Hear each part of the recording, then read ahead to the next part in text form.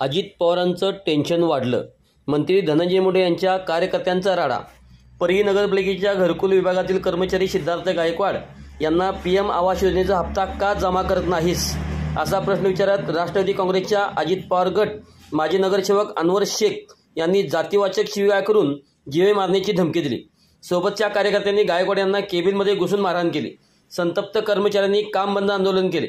गायकवाड यांच्या फिर्यादीवरून अनवर शेख यांच्यासह तिघांविरोधात गुन्हा दाखल झाला आहे.